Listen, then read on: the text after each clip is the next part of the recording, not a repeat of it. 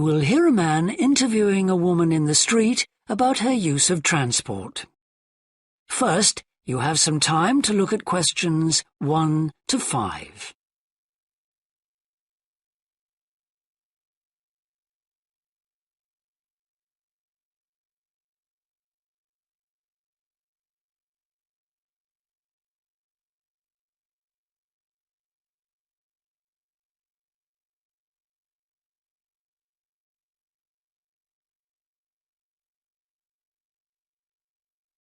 Now we shall begin. You should answer the questions as you listen, because you will not hear the recording a second time. Listen carefully and answer questions 1 to 5. Excuse me? Yes? I wonder if you could spare a few minutes to do a survey on transport. It won't take long. No, that's fine. Oh, lovely. The survey is on behalf of the local council. They'd like to know about what transport you use and any suggestions for improvement. Can I start by asking you how you travelled to town today? Sure, I came on the bus. Great. Now, can I get a few details about yourself? OK. What's your name? It's Louisa. Yes. Hardy. Can you spell that, please? Yes, it's Hardie. Great, thanks. And can I have your address? It's 19 Whitestone Road. Oh, right, I know that area. It's Bradfield, isn't it? That's right. Is the postcode GT7? It's actually GT8 2LC. Great. And could I ask what your job is? Are you a student? I've actually just finished my training. I'm a hairdresser. Oh, right. And one more question in this section. What is the reason for you coming into town today? Actually, it's not for shopping today, which would be my normal reason, but to see the dentist. Right. Thanks. Before you hear the rest of the interview, you have some time to look at questions 6 to 10.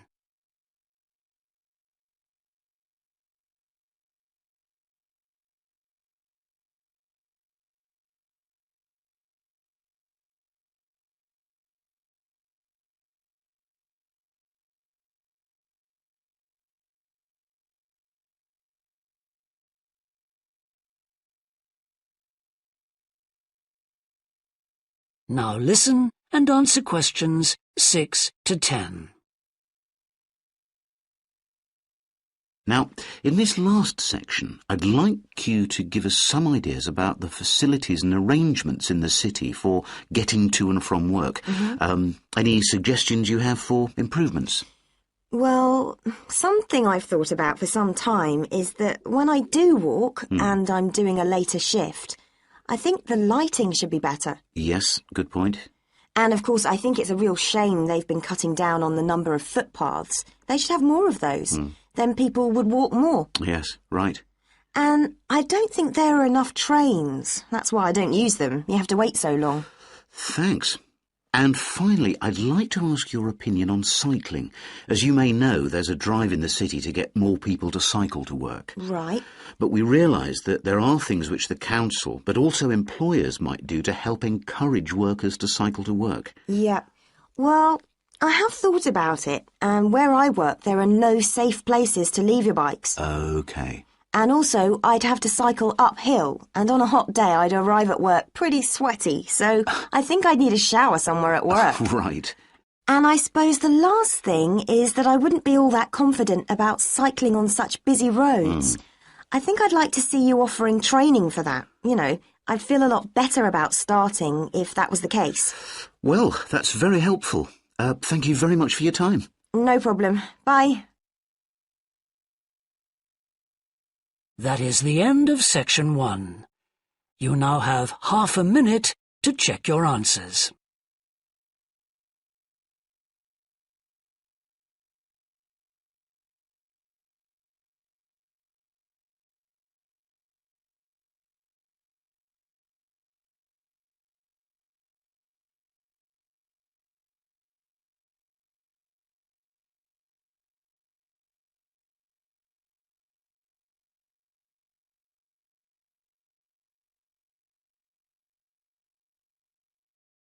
You will hear a representative of a city council giving information about 2 new facilities which are opening soon in the city. First, you have some time to look at questions 11 to 14.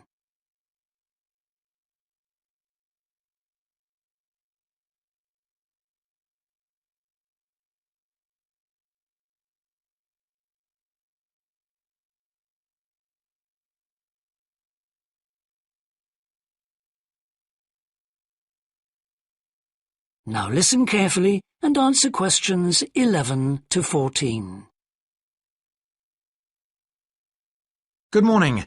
I'm very pleased to have this opportunity to say a little about 2 exciting new developments in the city: the Brackenside open-air swimming pool and the Children's Adventure Playground in Central Park. As many of you may know, the idea for these initiatives came from you, the public, in the extensive consultation exercise which the City Council conducted last year, and they have been realised using money from the SWRDC, the South West Regional Development Commission.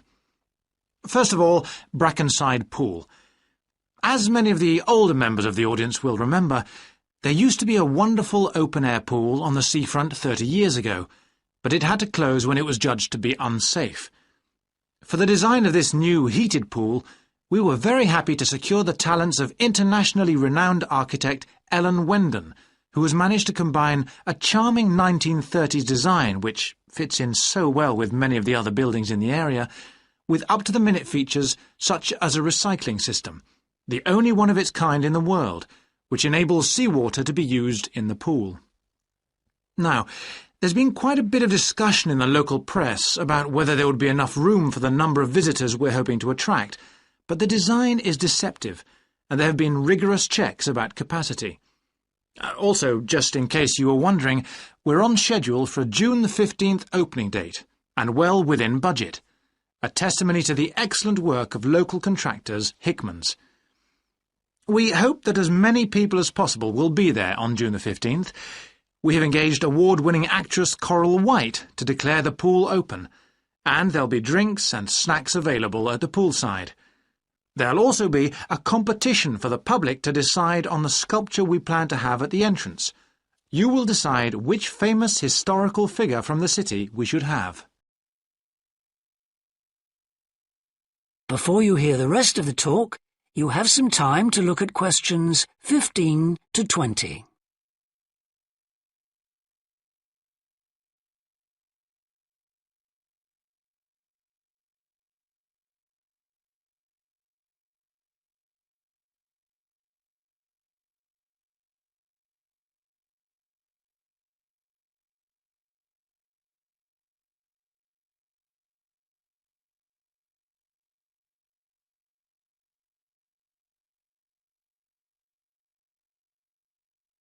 Now listen and answer questions 15 to 20. And now, moving on to the Central Park Playground, which we're pleased to announce has just won the Douglas Award for Safety. The news came through only last week. The unique design is based on the concept of the global village, with the playground being divided into 6 areas showing different parts of the world, each with a representative feature. For example, there is a section on Asia, and this is represented by rides and equipment in the shape of snakes, orangutans, tigers and so on, fauna native to the forests of the region. Moving south to the Antarctic, we couldn't run to an ice rink, I'm afraid, but opted instead for climbing blocks in the shape of mountains. I thought they could have had slides for the glaciers, but the designers did want to avoid being too literal. Then on to South America. And here the theme is El Dorado, games replicating the search for mines full of precious stones. And then, moving up to North America, here there was considerable debate. I know the contribution of cinema and jazz was considered, but the designers finally opted for rockets and the International Space Station. Eastwards to Europe then, and perhaps the most traditional choice of all the areas, medieval castles and other fortifications. Then last but not least, moving south to Africa, and a whole set of wonderful mosaics and trails to represent the great rivers of this fascinating and varied continent. Now, the opening date for our global playground is the 10th of July. And again, we'd love to see you there. So, make a date and come and see this magnificent, original new amenity right in the heart of the city. That is the end of section 2. You now have half a minute to check your answers.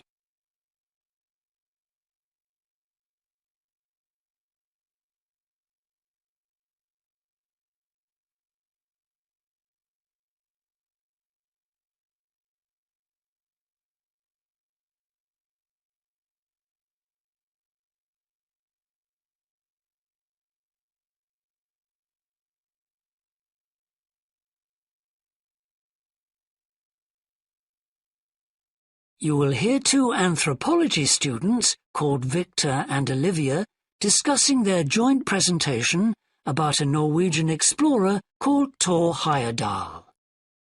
First, you have some time to look at questions 21 to 24.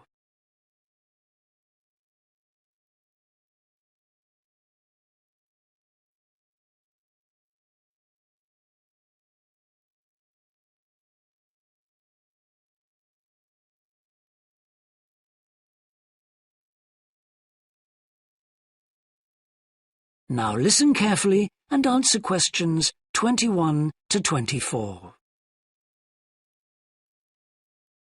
Right, well, for our presentation, shall I start with the early life of Thor Heyerdahl? Sure. Why don't you begin with describing the type of boy he was, especially his passion for collecting things? That's right. He had his own little museum. And I think it's unusual for children to develop their own values and not join in their parents' hobbies. I'm thinking of how Heyerdahl wouldn't go hunting with his dad, for example. Yeah, he preferred to learn about nature by listening to his mother read to him.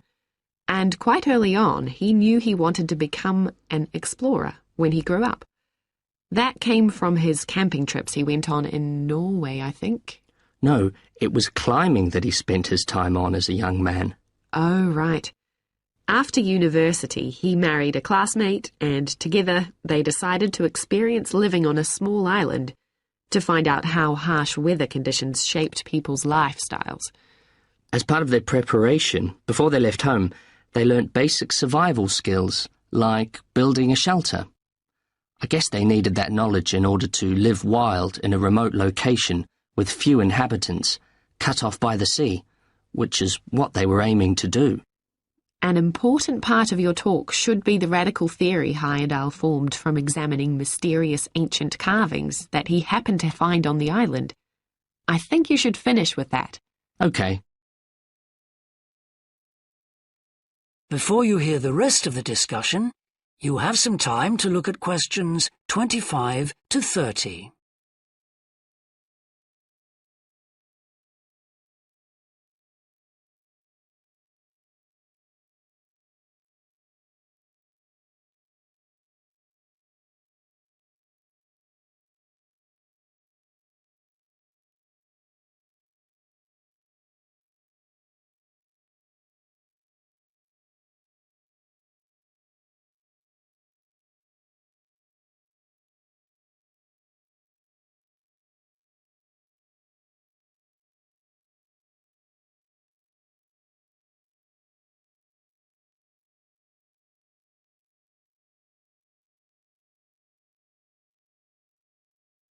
Now listen and answer questions 25 to 30.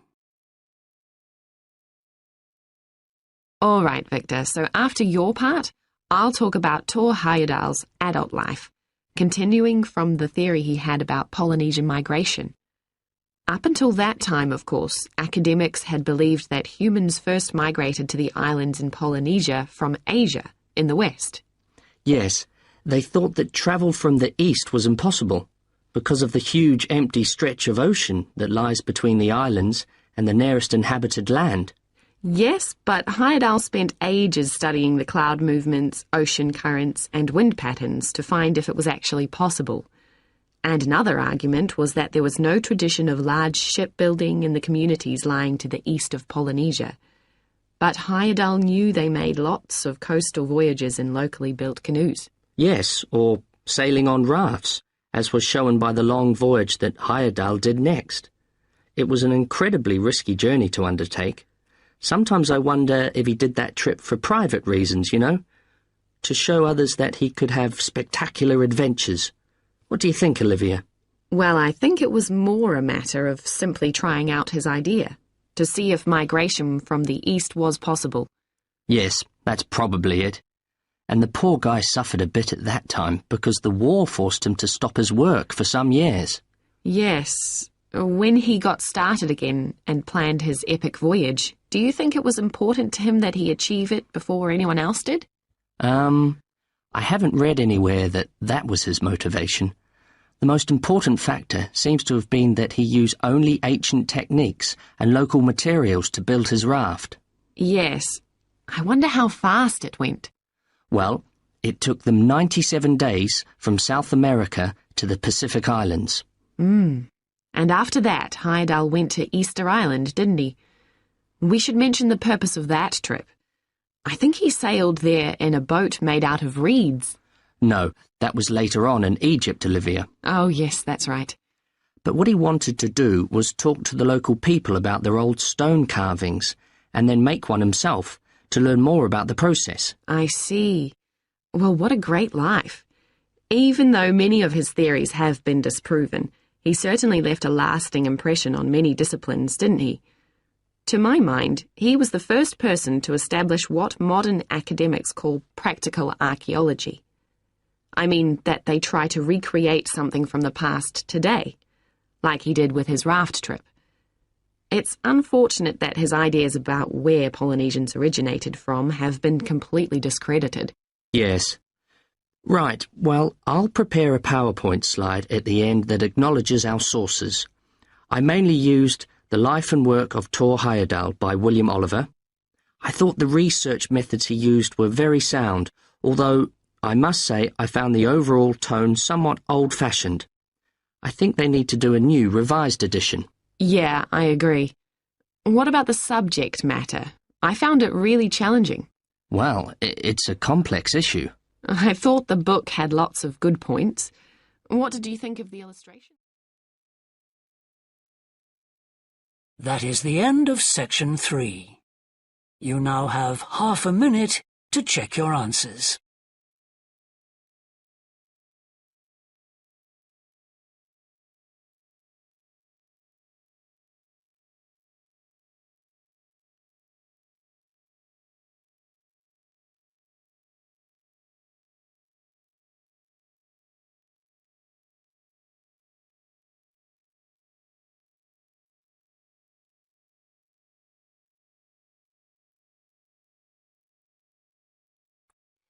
You will hear a business student predicting how management might change in the next few years. First, you have some time to look at questions 31 to 40.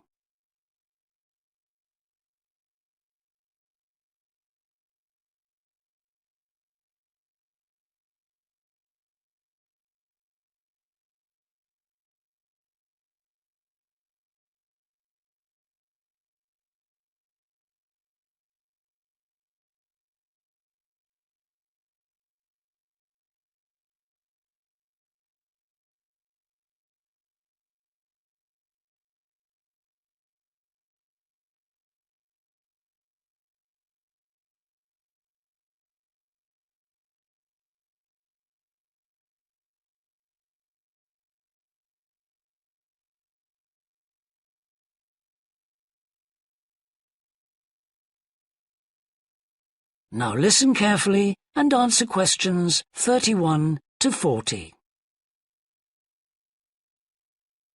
Well, I've been talking to managers in a number of businesses and reading surveys about the future of management. And what I'm going to present in this seminar is a few ideas about how the activity is likely to change in the next 10 years. It isn't a scientific statistical analysis, just some ideas for us to discuss. One area I want to mention is business markets, and I'm sure a really significant development will be a major increase in competition, with companies from all around the world trying to sell similar products. Consumers will have much more choice. For instance, food products sold in Australia might be manufactured in the USA, China, Finland, and dozens of other countries. At the same time, mergers and takeovers mean that governments are actually losing power to major global corporations. We can probably all think of companies that exert a great deal of influence, which may be good for consumers. A third point I want to make about markets is that in the rapidly expanding economies, such as India, China, Brazil, and Russia, demand is growing very fast. This is putting pressure on resources all over the world. I think businesses are becoming more open to external influences. In particular, companies are consulting customers more and more before making their business decisions. Companies are finding out what they want and providing it, instead of making products and then trying to sell them, which is the model of years ago. Another influence is that concerns about the environment will force manufacturers to extend product life cycles to reduce the amount of pollution and waste. And, in some cases, regulation will need to be strengthened. Many societies are much more fluid and democratic, and the structure of companies is changing to reflect that. I think we're going to see a greater emphasis within companies on teams created with a specific project in mind. And when they're completed, the teams will be disbanded and new ones formed. More and more people see work as simply one part of their lifestyle, and not the most important one. And as the workforce is shrinking in some countries, businesses are having to compete for staff instead of being able to choose among a lot of applicants. Typical examples that will attract and retain staff are traditional ones like flexible hours and, something that has been made possible by advances in technology, remote working, with people based at their home, abroad, or almost anywhere they choose.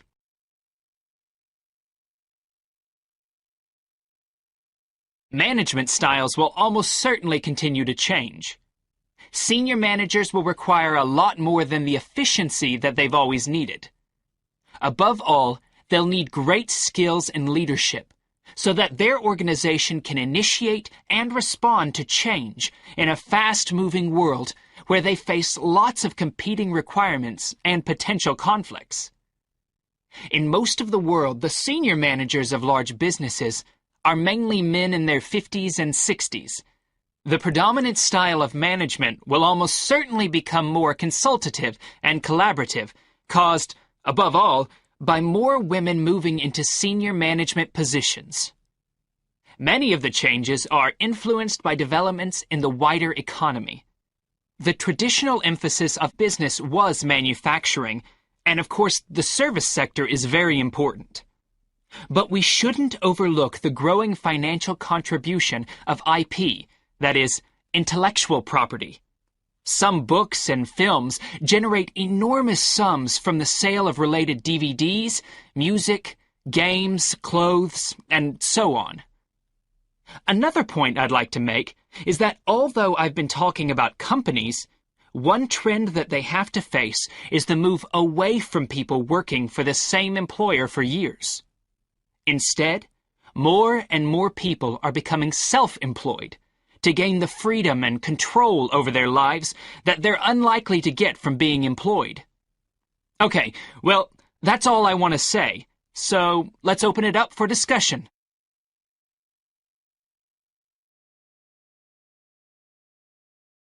You now have half a minute to check your answers.